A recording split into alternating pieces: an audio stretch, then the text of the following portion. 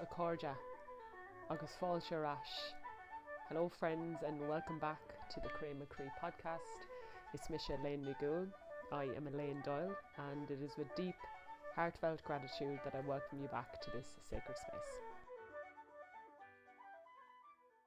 Hello, Conasatatu. How are ye? Welcome back everybody. So this is part 2 of trauma bonds, karmic relationships and mirror work. Yeah, apologies. I didn't realise when I uploaded it that the second half of it actually didn't work. I was like, whoa, what is spirit trying to heal me? Heal me, tell me. So I'm re-recording this now. Yes, interesting when technology does that. And I was reflecting on what spirit was trying to show me here, as I always do. What is this about?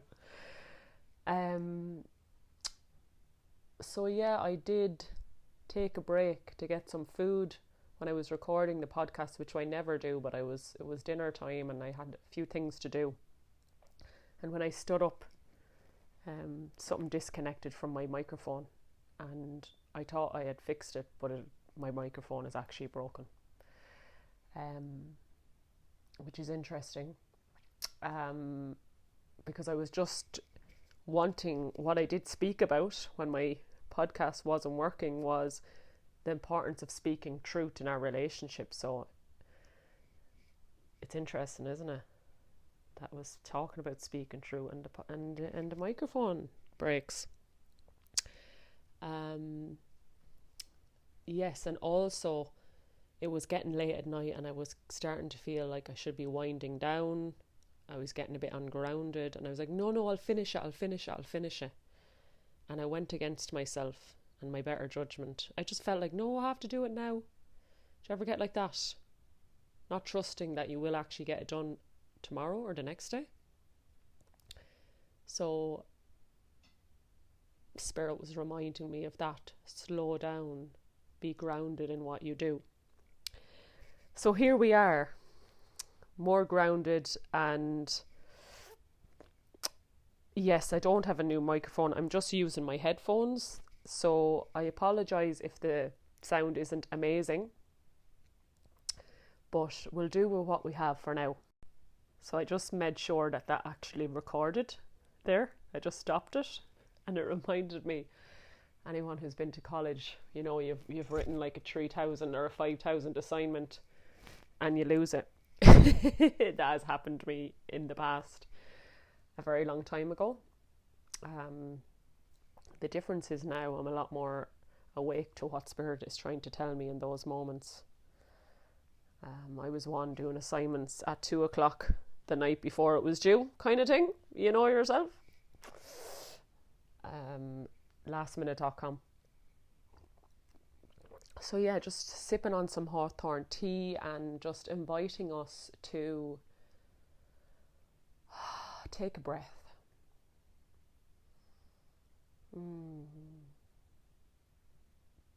Allowing yourself to be here now. Allowing your soul to take up more space in your body. And just taking the elevator from your head down into your beautiful, loving heart space.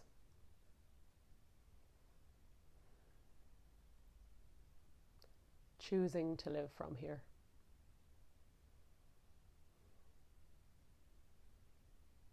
A 6-inch journey from our heads to our hearts.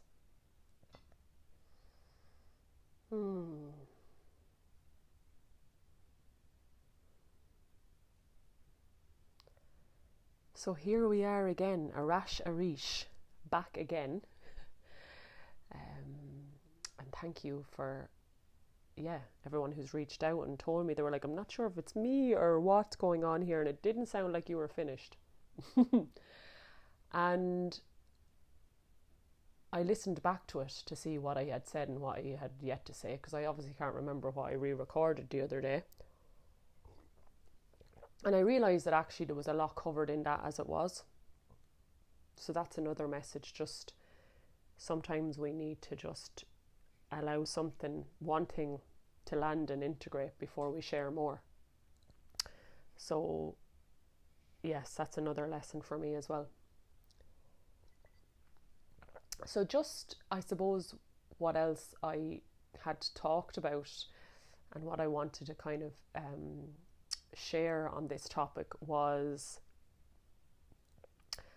how to, and I at the end of the last episode I was talking about karma being present in possibly all relationships. I was saying, my friend Elise says that, and it makes sense, because we're not enlightened beings yet, so we have shadows, we have traumas.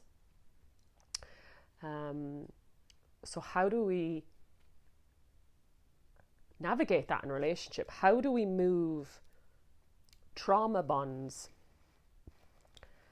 and karmic relationships into more conscious relationships?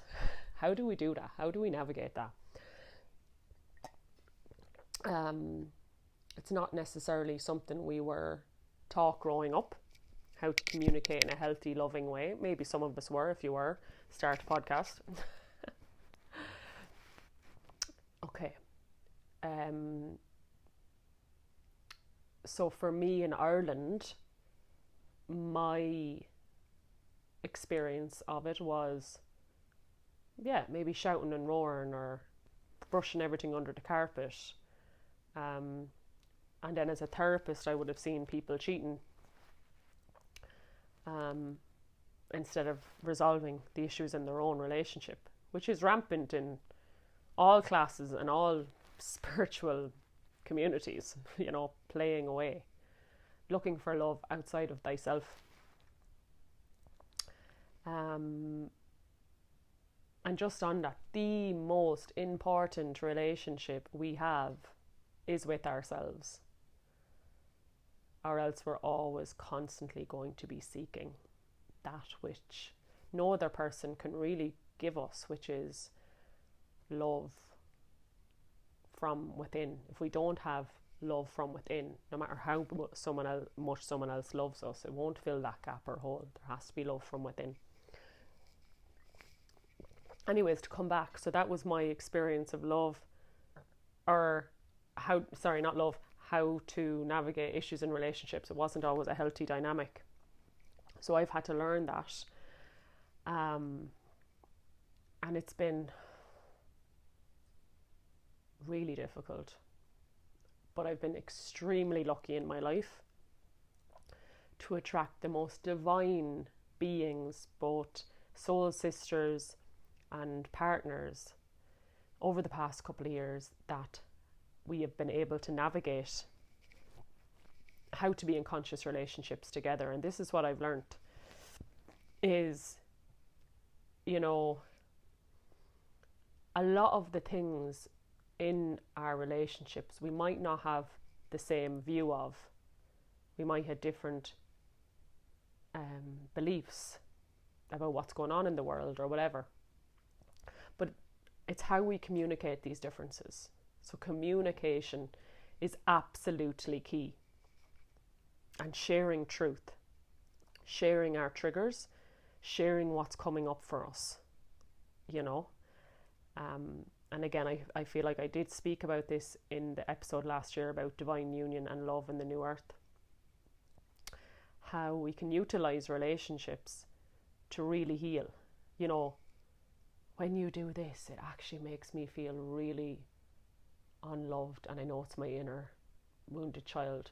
It's not that your action is wrong, but I'm just sharing you what it brings up for me, and through sharing we heal that part of ourselves. So how we move these karmic relationships into more conscious divine union relationships is through sharing our truth.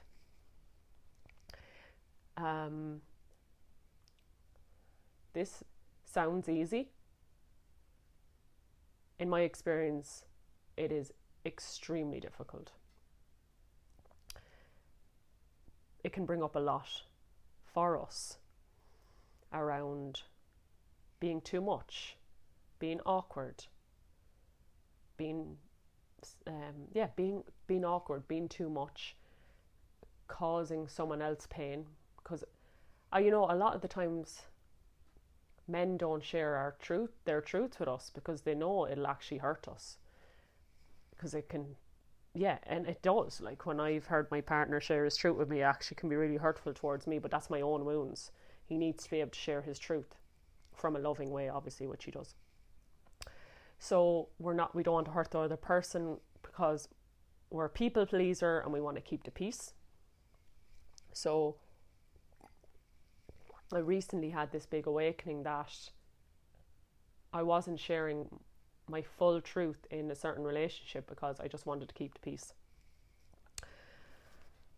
And this is a trauma response. When you grow up in a family environment, which can be quite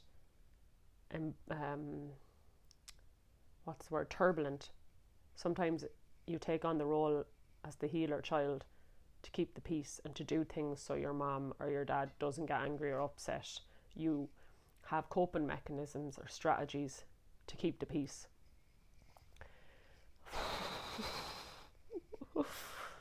Oh, it's big, it's deep, and we bring that forward into our adult relationships where we don't want to rock the boat. And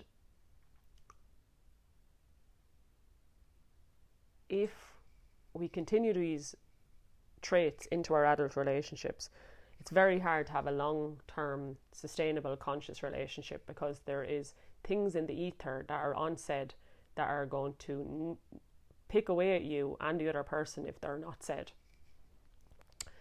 And for me, it's nearly impossible now for me to be in relationships with people who can't receive my truth or can't share their own truth about what's going on. And I've had that experiences with people who they just really aren't able to share their truth of what's going on in the relationship. And long term, it's not sustainable, because as a sensitive person, we know when someone is triggered. We know that there's not truth being said, and we feel it in the ether, so we can't continuously make up for that by trying to bring them into speaking their truth. It's their responsibility, if that makes sense. And I know I've shared it probably in other episodes, but this beautiful man that I met last year in Wexford, very conscious and on the healing path, because he was so able to share truth. He's very good with boundaries, and we'd speak our truth straight away. It made me realize how much that wasn't present in some of my other conscious relationships, and how that was leading to a non-reciprocal, unbalanced relationship.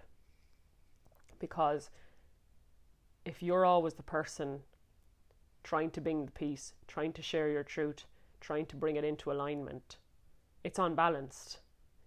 The other person has to be meeting you 50-50, if that makes sense.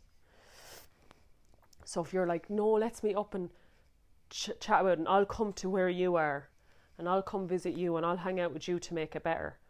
That was me trying to always bring the peace back, or trying to sort things out because I knew there was something going on. It's not actually reciprocal or balanced. So what can happen is, when you're this empath, you can overcompensate in a lot of your relationships from being over compassionate and not boundaried enough, which is a separate topic. I'm going to get to boundaries. Okay, so let's come back to, for me, it's just really, really imperative to have truthful, honest communication in the relationship. And like, communication wasn't even a thing in Ireland. Sorry, I'm just going to speak about my own family, like just brushing everything under the carpet. You definitely don't tell anyone when you're feeling upset with them or angry at them. You just brush it under the carpet. It's shocking when you think about it. And not even able to tell one another that they love one another either, until they're dead in the coffin. Anyways, I'm going to be not judging, I'm just being expressive of the reality of emotions and communication here on this land, or my land anyway, ancestral land. So, communication. And again, if we're not communicating and being truthful and honest, we're continuing out, we're allowing the karmic cycle to continue. And this is why we do the work in relationships, why we, go to a healer or a coach or a ceremony to say, what was going on for me? Why did I attract that abusive person? Why did I attract this non-reciprocal relationship? Because if we don't, those cycles will continue and continue and continue. When people say, I keep attracting men who aren't good for me. I keep attracting girls that I just don't end up staying with friends for long, whatever your pattern is. It's only until we do the work, we cut these karmic cycles or patterns, and we can move into more divine union and love with ourselves and with people in the external, because divine union or loving relationships, they'll only be as good as your own relationship with yourself and God, Goddess, Spirit, Great Spirit, whatever you want to call it. And I've realised that with my most recent relationship, that our own devotion to our own practices, our own love, determines the quality of our romantic or intimate relationship. It's just a fact. It's just how it is. And that's why I realise now I never could have married someone who wasn't on the path, because it just wouldn't be possible. Because I'm here to have a divine union relationship with God and with the man. So my children will be birthed through that sort of love. Okay, so communication, speaking truth. I felt like I was going to die speaking my truth. Like, that's how intense it was. It brought up so much wounds for me about being too much, being awkward, being too sensitive. She spoke to me in this way, which felt really abusive, but maybe I'm just too sensitive. Maybe it's me. Actually, no, this is bang out of order. That's my boundary being crossed. Sorry. Don't do that again. Or why are you speaking to me in that way? And this was recently, and well, over the last couple of months, I've had a few experiences where I've had to call shit out in my relationships. And I was literally bawling in front of the fire beforehand, because it was bringing up so much wounds for me about being too much. And then luckily my partner was like, no, Elaine, this is not acceptable. Like, it's actually not. You need to speak your truth here. So, and my therapist and other people were supporting me to do that, to come out of that wounded place. So, one relationship in my life before Christmas, I actually wrote the person a letter because I knew it would be too much for that person to have a face-to-face, or it could turn very aggressive. So you have to kind of measure how this can be done, or maybe it can't be done because the person is actually abusive. As I spoke about in the first part one, was sometimes to do the shadow work or the mirror work, we have to step well away from the relationship. But I knew I would be able to share my truth through a letter. It was met with a lot of resistance, but then over time, her higher self was able to sit with it and realise what I was saying. There was maybe some truth in it. And this is a family relationship. It's been in my life. This person has been in my life since I was born. And I can't describe to you how much better our relationship is now. Because I called out the bullshit. I called out the unhealthy dynamics, and I was like, if I have children, I am not surrounding them with that energy, because it's not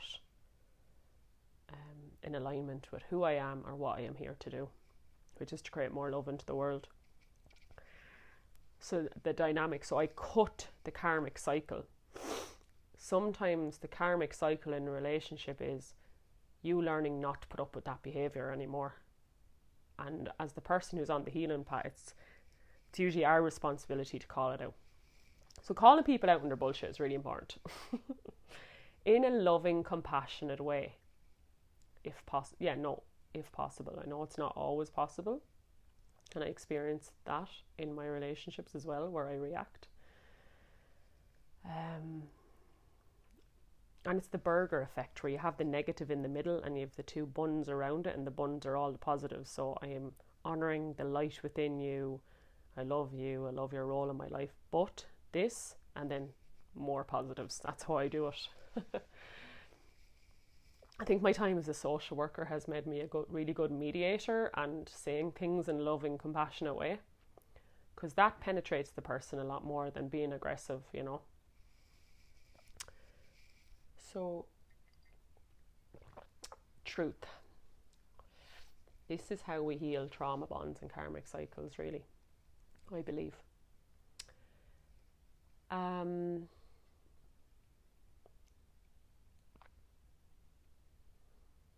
Boundaries next. Well, actually, what's coming through now is, okay, so we have relationships that are so abusive we actually need to kind of maybe forever take space from this person and do the shadow work on our own. There is relationships that are really loving and really in resonance, but there's some dynamics that you feel maybe, actually, I'm not sure if this is in my fullest alignment. Not because they're not divine, it's just not completely in resonance, right? That is such an individual thing for each person. You know, is this person who our contract together was just a couple of years and now it's coming to an end? Or is this a lifetime contract with somebody? Only you will know that answer. You know, like, so the person you're with, is he my forever person or not? Only you will know that. You know, is our contract. So some soulmate contracts. I met this amazing Scottish man a couple of years ago and I really thought he was the one, but he really cracked my heart open in a short amount of time. So the contract was over fairly quickly. So it's knowing the difference.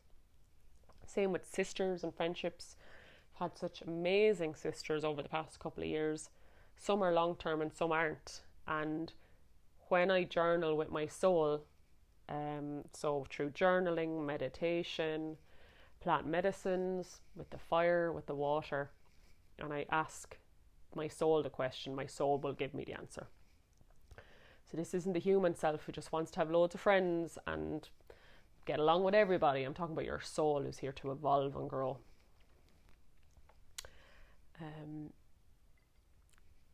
I remember years ago, this was when I was completely asleep. I was at the Galway races and I remember one of the girls said, yeah, I think it's a really warning sign if a person doesn't have friends from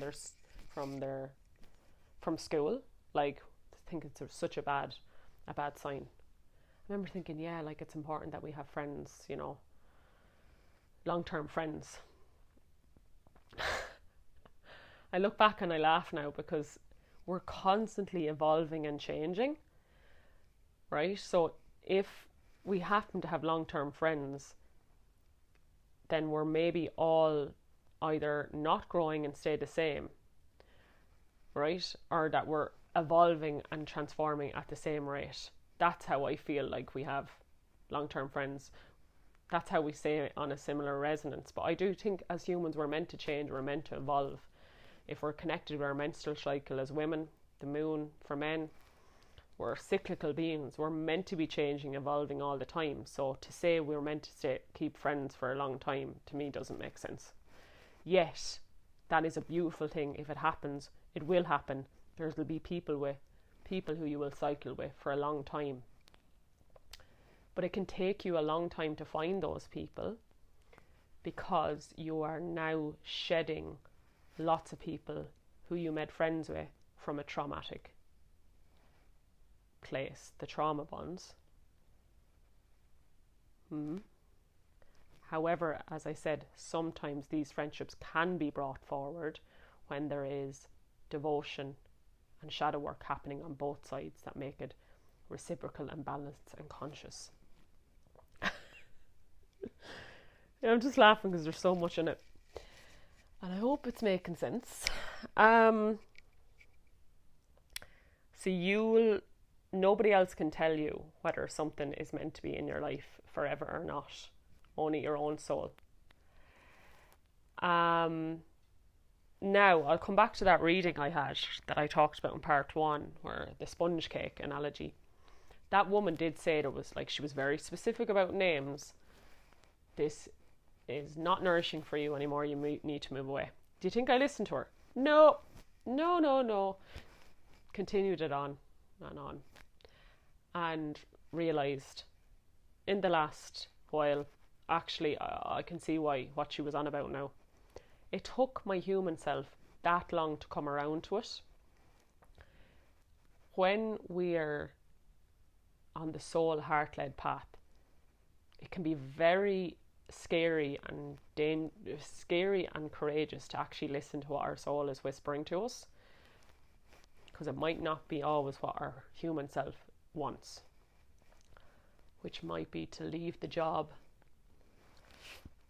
It might be to leave the relationship, leave the marriage. It's a courageous path to listen to our soul. So I'm just putting my hands up to say sometimes I've been slow to act.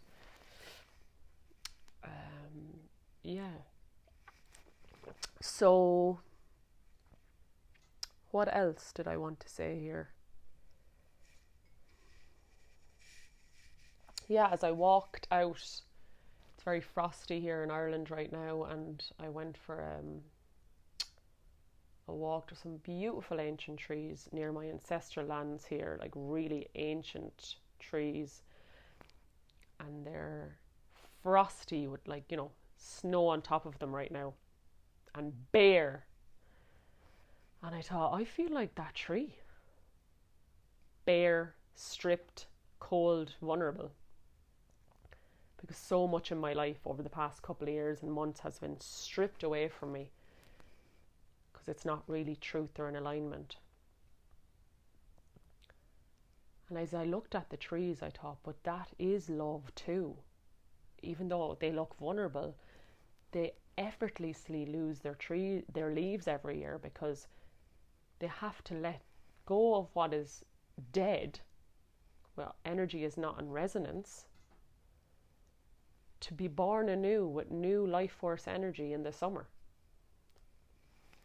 And this is why I follow the Celtic wheel of the year, the seasons, because it allows us to die and be reborn all the time. And the menstrual cycle every month as women. We're meant to be letting old parts of ourselves die away, old people, old experiences, to bring a new, more aligned energy, new life force energy. So what I'm talking about shedding relationships or people, is reflected in nature, in the seasons, within the trees and the leaves. So finding comfort within that, this is normal. And at the same time, if we can do our absolute best to bring more consciousness into our relationships instead of having to cut everybody out of our lives, that's amazing too. That's what we want to be doing, especially with family who are, for me, I want to always have my family in my life. I want to be able to, have my children around all my family.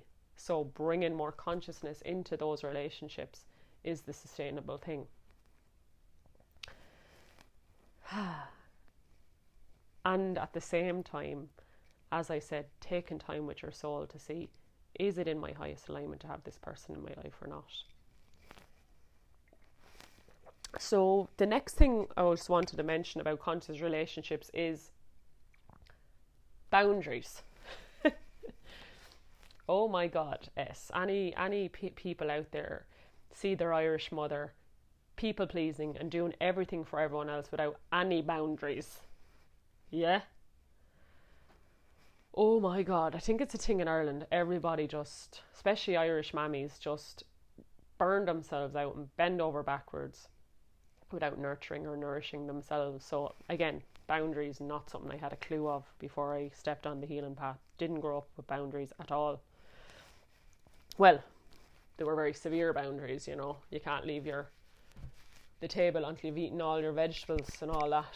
But anyways, that's a different sort of boundary. But boundaries in relationships is very important.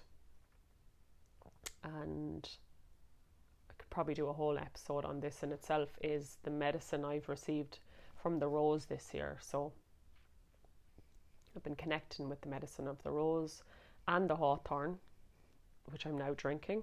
The hawthorn is known as the Irish rose. It's in the rose family. So I've been journeying with it for a few years now, and the medicine that I've received this year is boundaries. So the hawthorn berry, or the rose petals, the only way they can maintain their heart high vibration medicine is due to the fact that they have thorns, which protects them.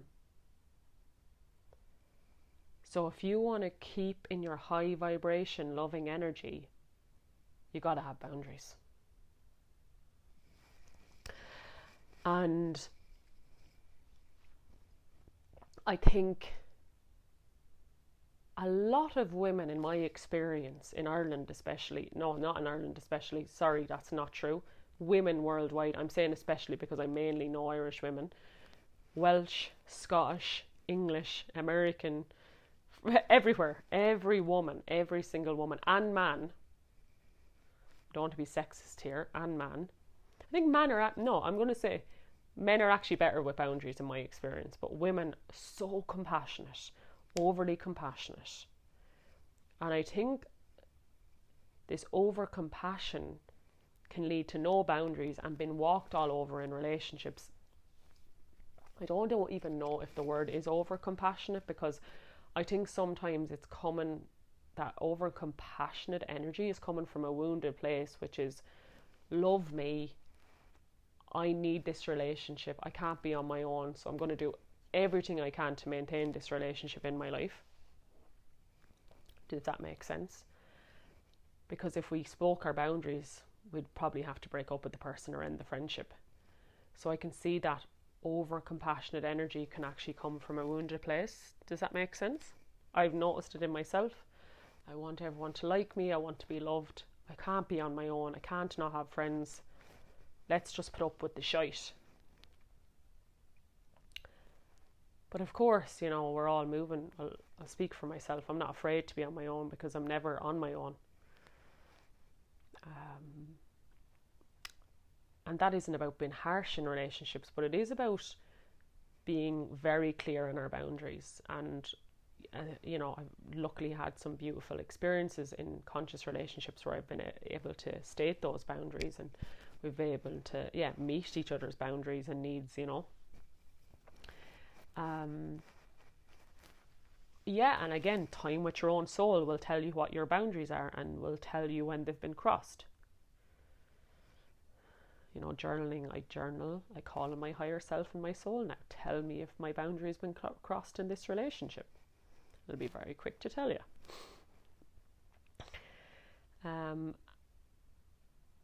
And we speak our boundaries in our relationship, and we do that so they'll be met, they won't be crossed again and again. But so that resentment energy is being dissipated, because if someone is continuously crossing our boundaries and we're not speaking our truth, we're actually building up resentment towards that person. So boundaries, and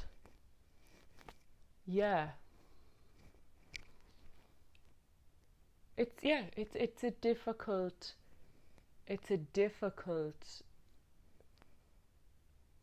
path to be on sometimes, because it can feel like, okay, well, who actually can meet my boundaries and hear my truth? You know, but you have to trust that, of course, there is people out there that can, and you have to shed that people who aren't, so you can call in people who are. And I've noticed that over the last few years, the more I come into truth and love into my higher self, the more amazing people are coming into my life. I shed a lot of different energies in my life, and then I had space to build my relationship with my friend Elise, who there's such a deep resonance and love there. And I'm like, oh, now I see why I had to move away from other energies. You get rewarded for your hard work. I promise you that. It might take time, but you do. And when we watch movies, or we see people who are in divine union relationship, oh, I want that. Let me tell you, they've worked really hard to get to that point. I'm actually doing a course with my friend Elise now, and it's on the way of love and divine union, and I'm learning how much hard work you have to do to get to be rewarded with divine union within and without. It's a really devotional path of love. And all of these things, truth, communication, boundaries, these are love. That is love.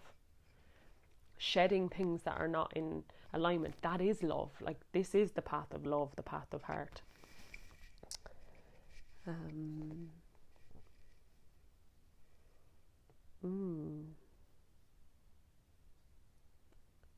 Yeah, so just tuning in there to see what else I wanted to, or that I might have recorded the other day. Yeah, I'm just reminded of, I think I said it maybe in another episode, when I was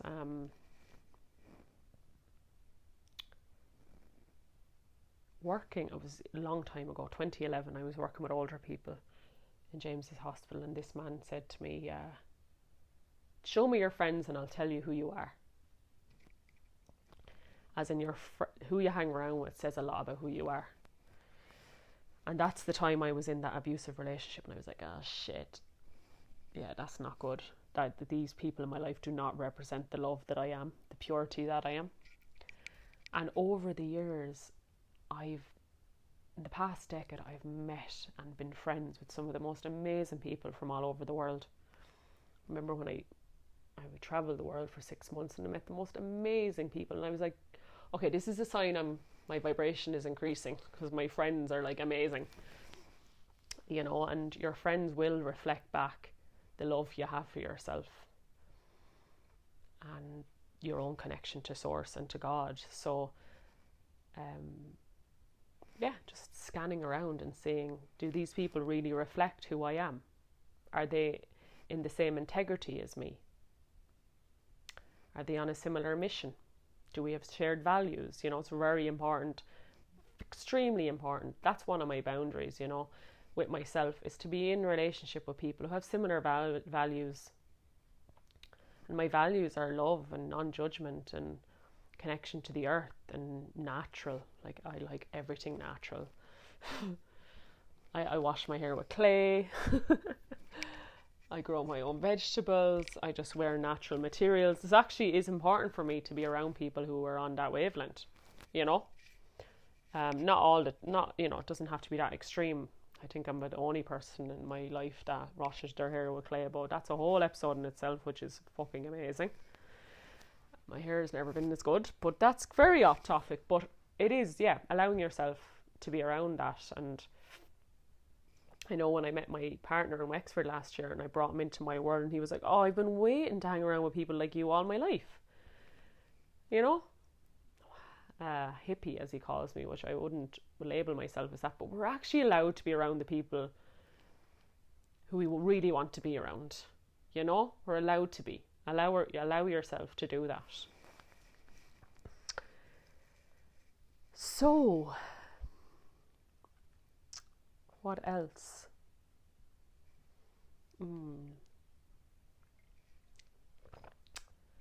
Just tuning in.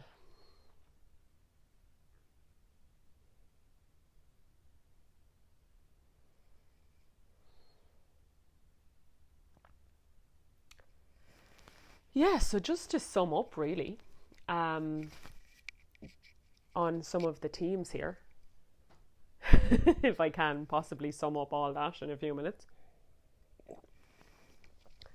is, some of my intentions were to share my experience of what I feel trauma bonds and karmic relationships are,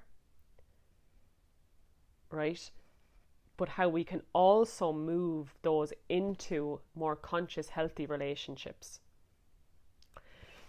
And within all that, we have to be reminded, and I shared that quote from the book, Anna, the Grandmother of Jesus, how whoever's in our life is mirroring, excuse me, I'm even choking on this because it's sometimes hard to swallow, they're mirroring back our own consciousness. So whoever it is in our lives that we're having difficulty with, we need to have compassion towards them. We need to have compassion towards ourselves, because this is mirroring our own consciousness. So compassion and love. And you know, if you feel like there is enough resonance and similar values in your relationship with this person, doing our best to make it work, if the person is also doing the same level of shadow work and devotional work, and is committed and devoted to bringing your relationship into a higher plane.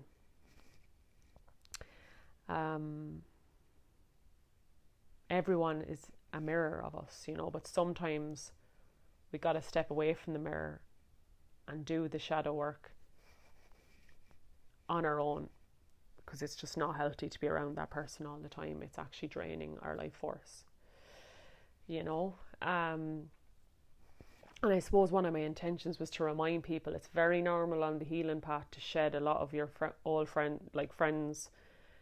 If you're very devoted, you're going to be, you know, and women continue, if you're working with your menstrual cycle, you're continuously being initiated into death and rebirth. So the people around you will change. So it's okay to lose friends. It's okay not to have many friends for a while. Become friends with yourself. Become your own best friend. Become friends with your guides, your angels, your ancestors, the land, the earth, the wells, the trees. My partner came down to visit me while I'm house sitting for my parents in Kilkenny this week while they were away, and I was like, I'm going to introduce you to my friends, Johnny, which were the trees. Like literally, when I moved to Wexford, I was crying, missing the trees. Like, my trees have always been my best friends. But the reality is, we need human friends as well. And it's a combination of doing the inner work and loving ourselves and being committed to our outer relationships as well. So Sinead for now on that. I know for sure I'll be back on talking about relationships again. It always weaves in. Thank you for tuning in to part 2. So I don't know if people realize, but under every episode on Spotify, there's an option to leave a response. So I would love to hear your responses or your thoughts or reflections. If you feel like this might resonate with your community, I would really appreciate it if you could share this podcast or this episode with your family and friends. And there is also a link in the description of how you can support the costs of this podcast, which I would really appreciate any donations. And I think that's it. Sinead. Yeah, wishing you a beautiful January. We're on the approach now to Imbolc, which is one of my favourite times of year. Goddess Bridget, she is really remembered and celebrated and honoured here. So yeah, wishing you all a beautiful Imbolc celebration. Much love to you all, and I'll see you in the next episode. Slán go fóill agus grá mór.